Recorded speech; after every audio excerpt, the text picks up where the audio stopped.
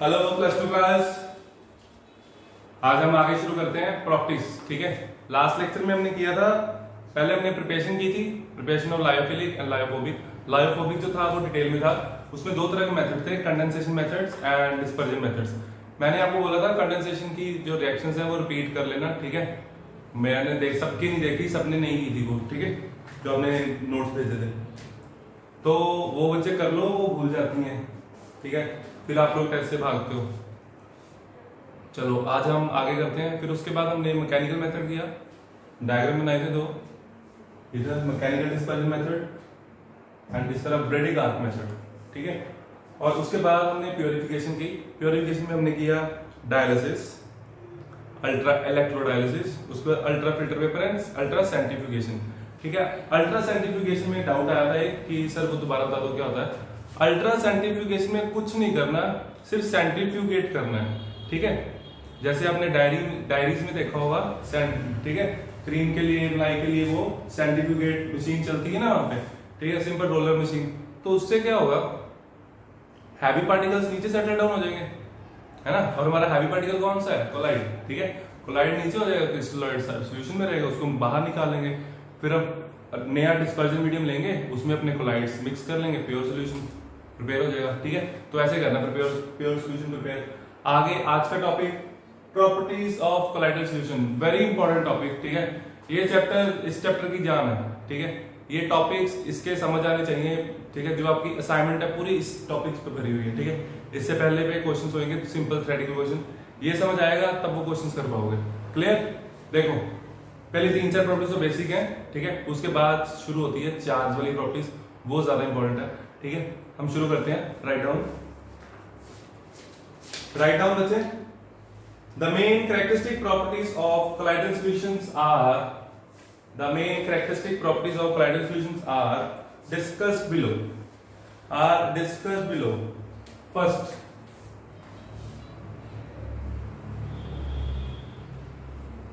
physical properties.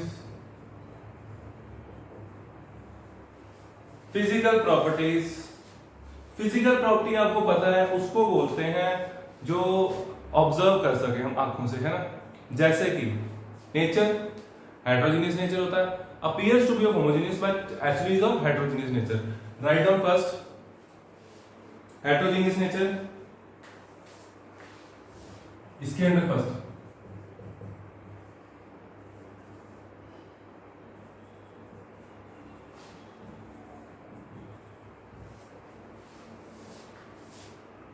Second stable nature,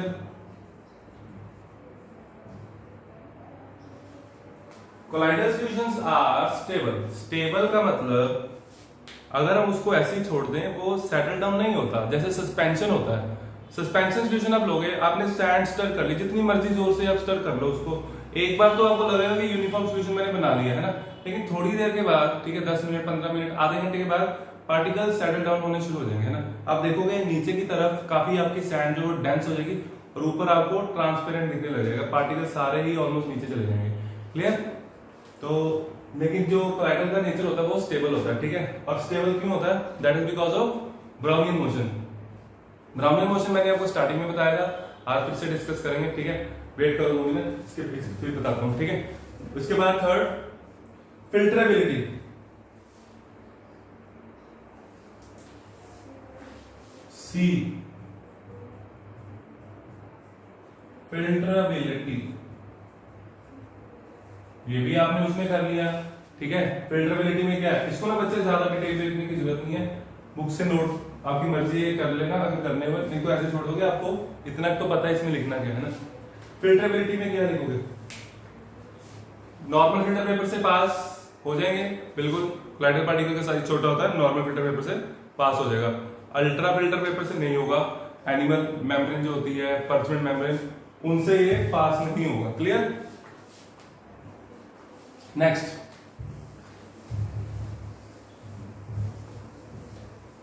जो है उसमें क्वेश्चन आता है, अभी बता रहा हूं बच्चे, मार्क कर लेना, भूलना मत। ठीक है, बहुत हर साल ऐसा ही होता है। ठीक है, बच्चों को हम क्वेश्चन बताते हैं और माइंड एग्जाम में जाके स्किप हो जाता है ना, तो ऐसी कंडीशन नहीं आनी चाहिए।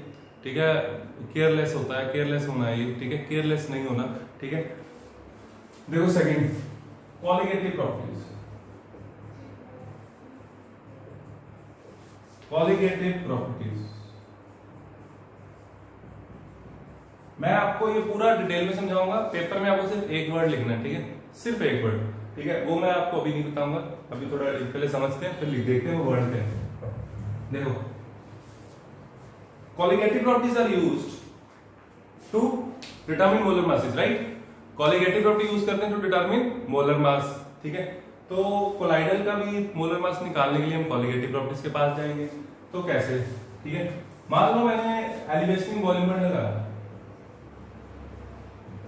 बाद में लिखना है, अभी बिल्कुल कुछ नहीं लिखना, समझो, delta T B equals to I K B M, ठीक है, given rate by molar mass, है ना, delta T B equals to I K B given rate by molar mass, और इधर क्या होता है, वेट ऑफ सॉल्वेंट, यानी कि ए, ठीक है बच्चे, ये चीज निकालनी है आपको, ये आप अपनी मर्जी से लोगे, ये आप अपनी मर्जी से लोगे, ये आपको निकालना है ना, ऐसे ही है। अब देखो ध्यान से देखो, ये इधर चला गया, ये इधर आया, ठीक है, ये अगर बहुत ज्यादा होगा, मोलर मास अगर बहुत ज्यादा होगा, जैसे प्रोटीन्स होते हैं, कोलाइडल सॉल्यूशन होते हैं, क्लस्टर्स होते हैं, इनका मोलर मास क्या होता है, बहुत ज्यादा, ठीक है। मोलर मास अगर बहुत ज्यादा है तो ये देखो इनवर्स रिलेशन है इनका, तो कॉलिगेट आप क्या करोगे, आप एक्सपेरिमेंट से कॉलिगेटिव प्रॉपर्टी कैलकुलेट करोगे ना, ठीक है, तो एक्सपेरिमेंट से आप क्या कैलकुलेट करने वाले हो, कॉलिगेटिव प्रॉपर्टी, तो इसको इधर लेके आओगे, इसको इधर लेके आओगे, जब आप इसको निकालोगे इसमें बच्चे एरर आएगा, क्यों आएगा, क्योंकि जो एलिवेशन होगा, ठीक है, वो बहुत कम होगा, तो एलिवेशन बहुत कम है, आप उसको एक्यूरेटली मेजर ही नहीं कर पाओगे, ठीक है। अगर आप उसको एक्यूरेटली मेजर नहीं कर पा रहे हो, ठीक है, ठीक है, मान लो ऐसे 100 वाटर आपने लिया और आंसर आ रहा है ऐसे 100.3 डिग्री सेल्सियस, तो डेल्टा टीबी क्या है 0.3 आप वहां पे स्केल पे कहां पे एक्यूरेसी देखोगे, इतनी एक्यूरेसी आप नहीं देख सकते, ठीक है। तो फिर क्या होगा, तो फिर इसमें कैलकुलेशन में आएगा एरर, हमारा मोलर मास आएगा गलत, क्लियर है ना। तो फिर same with delta TF, depression in freezing point के साथ भी सेम होगा, ठीक है। तो इसका मतलब ये हुआ, ये दो कॉलिगेटिव प्रॉपर्टीज हम यूज नहीं कर सकते to calculate molar mass of colloidal solutions.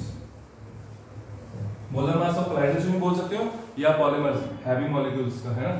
देखो फिर क्या करें, पाई इक्वल टू सीआरटी, वैसे ना इनका बैंड ऑफ इफेक्ट बंद नहीं होता है, सारे नॉन पोलर है, टूटते नहीं है, ठीक है, मैं इसको हटा ही देता हूं, क्लियर। तो देखो आर की वैल्यू क्या है, सी कुछ भी हो, मोलैरिटी कुछ भी, आर की वैल्यू तो ये होगी, अगर मैं जूल में जा रहा हूं, ठीक है, अगर मैं जूल में नहीं भी जा रहा हूं 0.0821, अगर मान लो मैं एटमॉस्फेयर में निकाल लूं, वैसे आपने देखा होगा क्वेश्चन कराए थे एमएम ऑफ एचजी में था, है ना, तो इसको कन्वर्ट किया हुआ था, राइट। मान लो मैं एटमॉस्फेयर में करता हूं इनटू 300, तो बच्चे ये वैल्यू बड़ी है, कंसंट्रेशन कितनी भी कम कर लो ये नंबर बड़ा आने वाला है, ठीक है, और ये नंबर जब बड़ा आएगा ये बड़ा आएगा। ऑस्मोटिक प्रेशर की जो वैल्यूज आती हैं वो कंपेरेबल आती हैं, क्या आती हैं, कंपेरेबल, मतलब कि इजीली कैलकुलेट हो सकती हैं एक्सपेरिमेंट से। अगर मैं डिटरमिन कर रहा हूं, जैसे मान लो एमएम ऑफ एचजी में निकाल रहा हूं, है ना, तो जो ऑस्मोटिक प्रेशर आ रहा है वो आ रहा है 19 MM Hg, 20 MM of Hg, तो ये जो वैल्यू होगी एक्यूरेसी होगी इसमें, तो अगर इसमें एक्यूरेसी है तो मोलर मास में एक्यूरेसी आएगी, ठीक है। एप्रिशिएबल इंक्रीज आता है ना, ऑस्मोटिक प्रेशर कैलकुलेट करते हैं, एप्रिशिएबल ऑस्मोटिक प्रेशर आता है, वैल्यू पर्टिकुलर आती है जो हम इजीली कैलकुलेट कर सकते हैं एक्सपेरिमेंटली, है ना, तो उस कारण हमारा जो मोलर मास आएगा वो एक्यूरेट आएगा, क्लियर। तो इसका मतलब ये हुआ कि अगर आपको कोलाइडल सॉल्यूशंस का मोलर मास निकालना है तो कौन सी कॉलिगेटिव प्रॉपर्टी यूज करोगे, which colligative property is used to determine molar masses of colloids, ठीक है, simple one word answer, that is osmotic pressure, ठीक है, क्वेश्चन लिख लेना है, ठीक है। आगे चलते, अगर नहीं समझ आया मेरे को बता देना, इसकी बच्चे थ्योरी सारी लिख लेना, मैं आपको नहीं लिखवा रहा, ठीक है, एक लाइन लिखवा देता हूं, लिख लो, the osmotic pressure of colloidal solution, the osmotic pressure of colloidal solutions, बाकी जो पैराग्राफ है वो अंडरस्टैंडिंग के लिए पढ़ लेना सिर्फ, ठीक है। The osmotic pressure of colloidal solutions, comma, दो स्मॉलर देन ट्रू सॉल्यूशंस, दो smaller than true solutions is the only colligative property which has been determined with the reasonable degree of accuracy. Let's move to third property, that is mechanical properties. Mechanical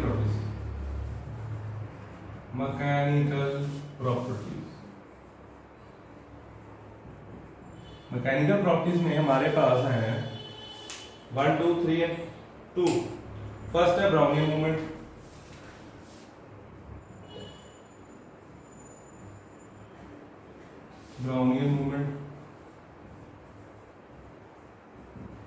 क्या होता है Brownian movement? देखो हमने discuss किया था, particle zigzag move करते, ठीक है.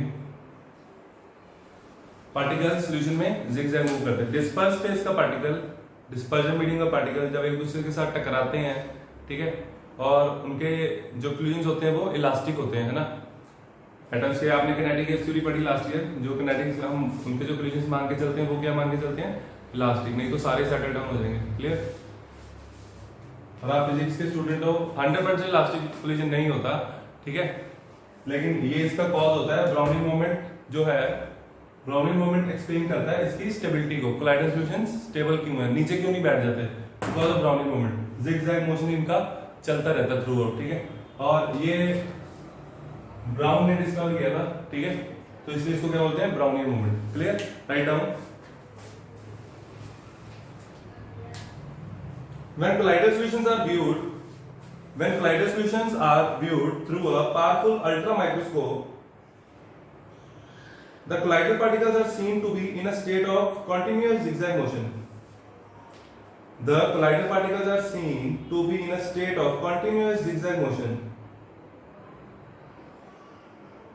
This type of motion is called Brownian movement.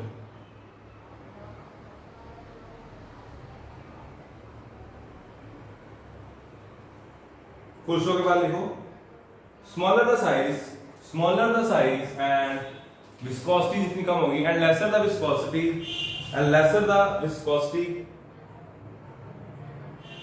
Comma faster is the motion, obviously viscosity जितनी कम होगी पार्टिकल उतनी तेजी से मूव कर पाएगा, ठीक है.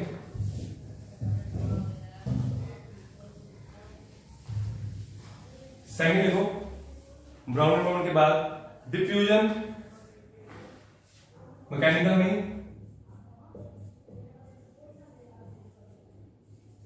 डिफ्यूजन. थर्ड है sedimentation.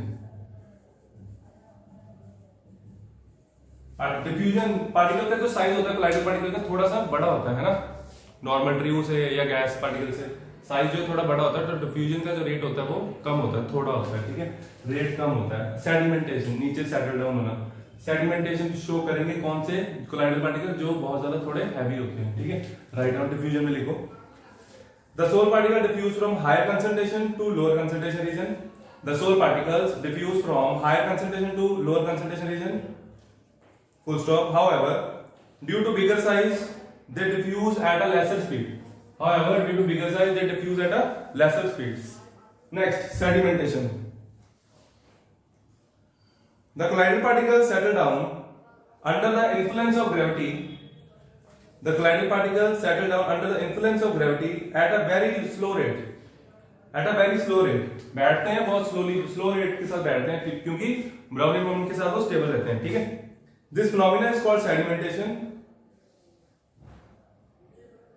and is used to determine the molecular mass of macromolecules.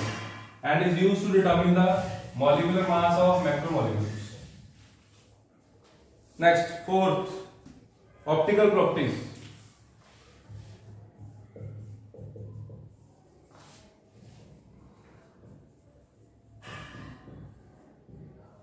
Optical properties में पढ़ेंगे टिंडल इफेक्ट, ठीक है.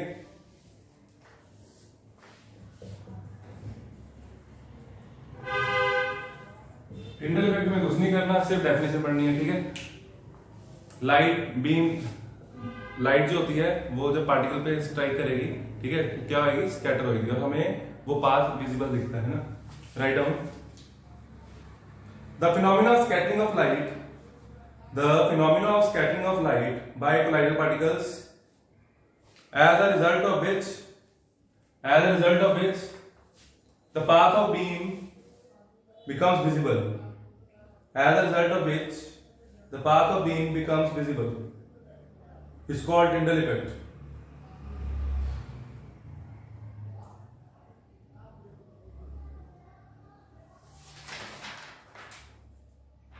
ठीक है, और इसकी दो कंडीशंस होती हैं, पार्टिकल का जो साइज है वो छोटा होना चाहिए, ठीक है, और कोलाइडल रेंज से छोटा नहीं, ट्रू सॉल्यूशन शो नहीं करते, ठीक है। फर्स्ट लिखो, Tyndall effect is observed only when the following two conditions are satisfied. First, the diameter of the dispersed phase particles, the diameter of the dispersed phase particles is not much smaller than the wavelength of the light used. Second, the refractive indices of the dispersed phase and the dispersion medium differ largely in magnitude. The refractive indices of the dispersed phase and the dispersion medium differs largely in magnitude. Deviation तभी होगी जब refractive index में difference होगा। Clear? एक medium से दूसरे medium में जाने पे अगर रिफ्रैक्टिव इंडेक्स चेंज होगा, ठीक है, तभी लाइट ज्यादा स्कैटर करेगी। Clear? Next, fifth, very important, last, इसको लगेगा टाइम, और ये है सबसे ज्यादा इंपॉर्टेंट, इलेक्ट्रिकल प्रॉपर्टीज। फिफ्थ,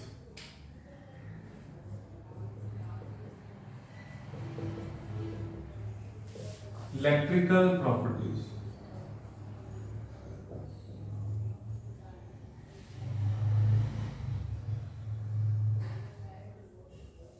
पहली जो दो थ्योरीज हैं वो मैं आपको ओरली एक्सप्लेन कर रहा हूं, दो थ्योरी वो डिस्कार्ड हो गई थी, गलत है वो, ठीक है।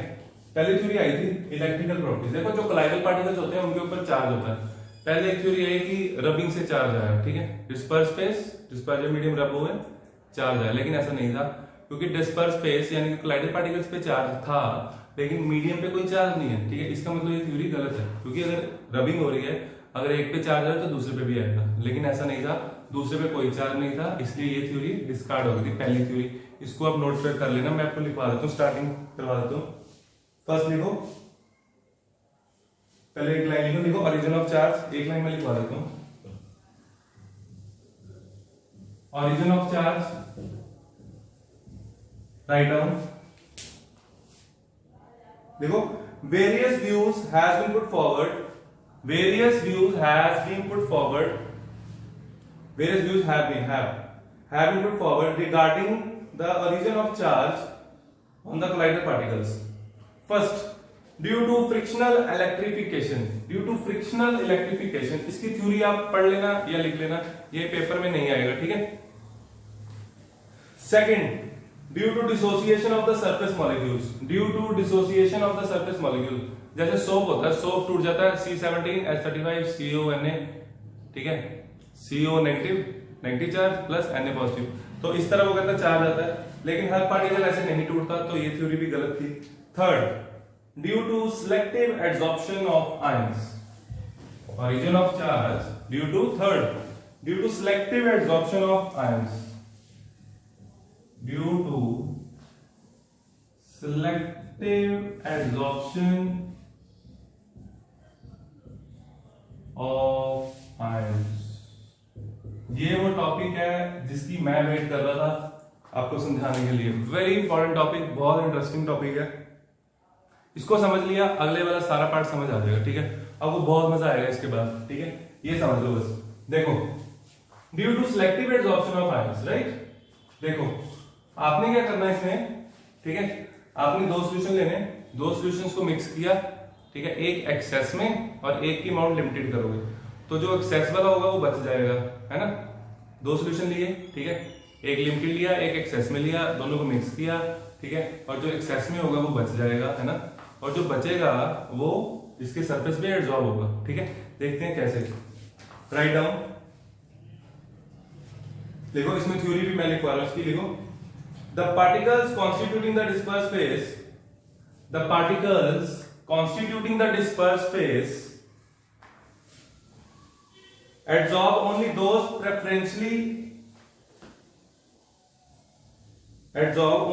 ions preferentially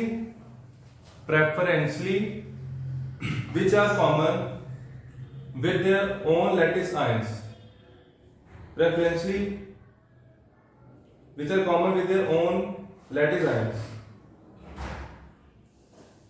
ठीक है। वो कहता है कुछ कॉमन आयंस अपने सरफेस पे एब्जॉर्ब कराते हैं, ठीक है। लिखो इसको, लिखो एग्जांपल पहले सुन लो, इसमें लेना क्या है, अभी लिखना नहीं कुछ भी, ठीक है। dilute solution of silver nitrate added to aqueous solution of potassium iodide, silver nitrate,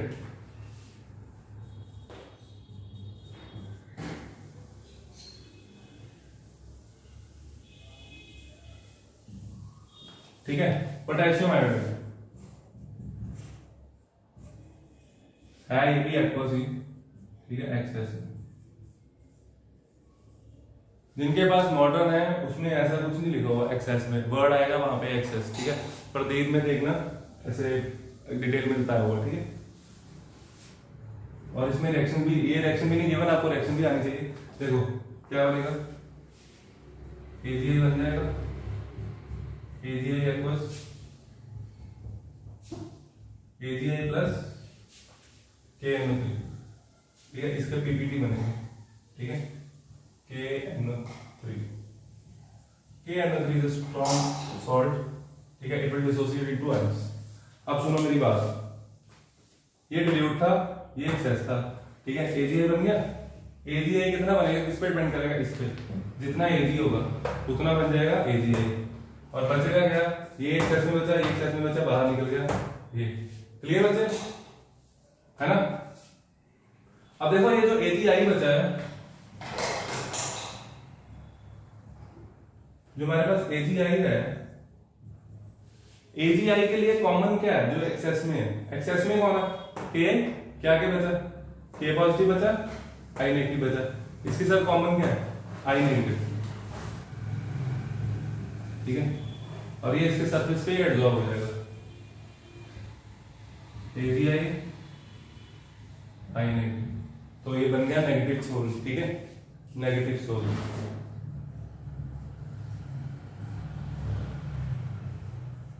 दोबारा सुनो सारा, देखो पहले हम सिंपल बात करते हैं।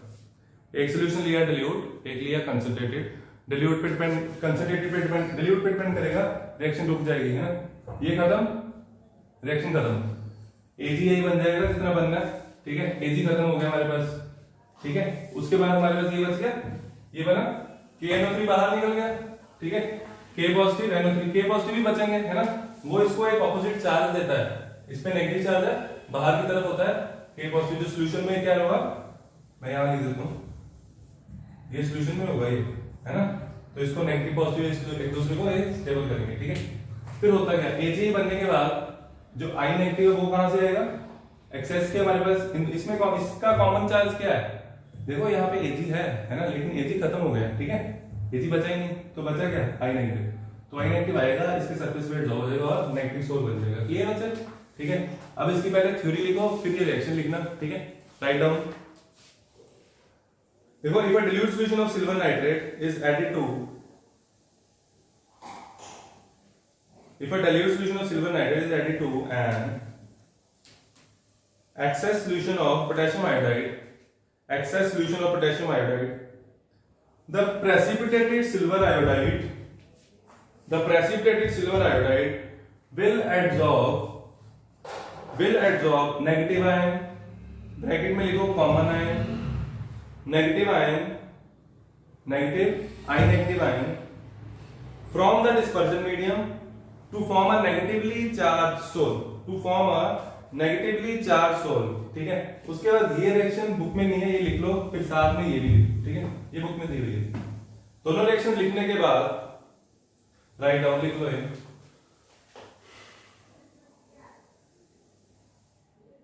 देखो in this case the left out ions, that is K positive, the left out ion bracket में लिखो K positive will remain in the dispersion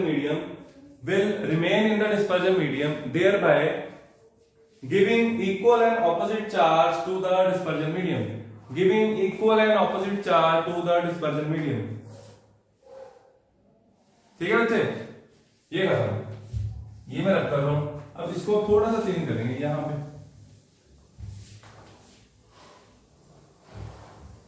ये मैं पूरा रब कर देता हूं। हमने अभी लिया था इसको एक्सेस लिया था, है ना, इसको करो डिलीट, इसको करो एक्सेस।